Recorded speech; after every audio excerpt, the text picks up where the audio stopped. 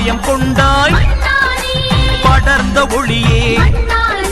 பரவசம் தந்தாய்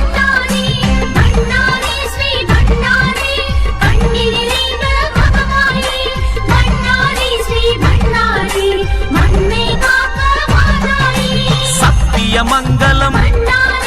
சக்தியின் ஆழம் பக்தரை ஈன்றாய் பரிவுடன் வளர்த்த